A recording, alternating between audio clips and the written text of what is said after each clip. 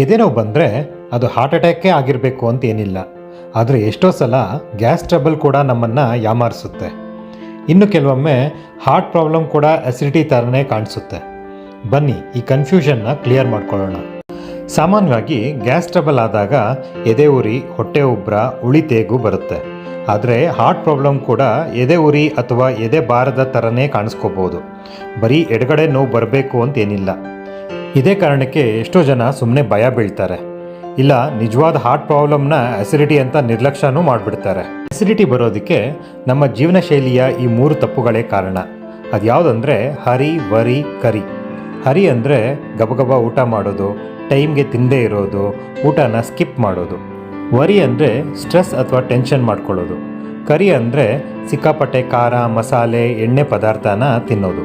ಈ 3 ಸೇರಿದ್ರೆ ಆ್ಯಸಿಡ್ ಉತ್ಪತ್ತಿ ಜಾಸ್ತಿ ಆಗಿ ಹೊಟ್ಟೆ ಕೆಟ್ಟೋಗುತ್ತೆ ಮತ್ತು ಅದು ಹಾರ್ಟ್ ಪ್ರಾಬ್ಲಮ್ ಥರನೇ ಕಾಣಿಸ್ಬೋದು. ಹಾಗಾದರೆ ಆ್ಯಸಿಡಿಟಿ ಅಂತ ಗೊತ್ತಾಗೋದು ಹೇಗೆ? ಹೊಟ್ಟೆಯ ಮೇಲ್ಭಾಗದಲ್ಲಿ ಉರಿ ಇರುತ್ತೆ, ಮಸಾಲೆ ಊಟ ಮಾಡಿದ ಮೇಲೆ ನೋವು ಜಾಸ್ತಿ ಆಗುತ್ತೆ, ಆ್ಯಂಟಾಸಿಡ್ ಸಿರಪ್ ಕುಡಿದ ಮೇಲೆ ರಿಲೀಫ್ ಸಿಗುತ್ತೆ, ಉಳಿತೇಗು, ಹೊಟ್ಟೆ ಉಬ್ಬರ ಇರುತ್ತೆ, ಊಟ ಆದಮೇಲೆ ಮಲಗಿದ್ರೆ ಆ ನೋವು ಜಾಸ್ತಿ ಆಗುತ್ತೆ.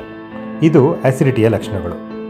ಇನ್ನು ಹಾರ್ಟ್ ಪ್ರಾಬ್ಲಮ್ನ ಲಕ್ಷಣಗಳೇನು ಅಂತ ನೋಡೋದಾದರೆ ಎದೆ ಭಾರ ಆಗೋದು ಅಥವಾ ಯಾರೋ ಎದೆಯನ್ನು ಅದುಮಿ ಹಿಡಿದ ಹಾಗೆ ಅನಿಸೋದು, ಎಡಗೈ ನೋವು, ದವಡೆ ಅಥವಾ ಬೆನ್ನಿಗೆ ನೋವು ಹರಡೋದು, ಉಸಿರಾಡೋಕ್ಕೆ ಕಷ್ಟ ಆಗೋದು ಅಥವಾ ತಣ್ಣನೆಯ ಬೆವರು ಬರೋದು, ನಡೆದಾಗ ಅಥವಾ ಕೆಲಸ ಮಾಡುವಾಗ ಸುಸ್ತು, ನೋವು ಬರೋದು. ಮುಖ್ಯವಾಗಿ ಸಕ್ಕರೆ ಕಾಯಿಲೆ ಇರುವ ರೋಗಿಗಳಿಗೆ ಬರೀ ಗ್ಯಾಸ್ ಟ್ರಬಲ್ ಥರನೇ ನೋವು ಕಾಣಿಸ್ಕೋಬೋದು.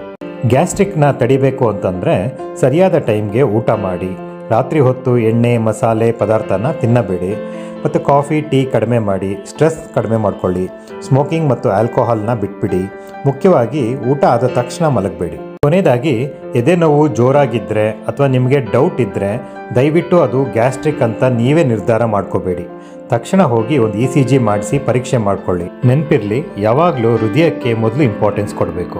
ಈ ರೀಲ್ನ ನಿಮ್ಮ ಸ್ನೇಹಿತರಿಗೆ ಶೇರ್ ಮಾಡಿ. ಇನ್ನಷ್ಟು ಆರೋಗ್ಯಕರ ಮಾಹಿತಿಗಾಗಿ ನಮ್ಮ ಚಾನಲ್ನ ಸಬ್ಸ್ಕ್ರೈಬ್ ಮಾಡಿ.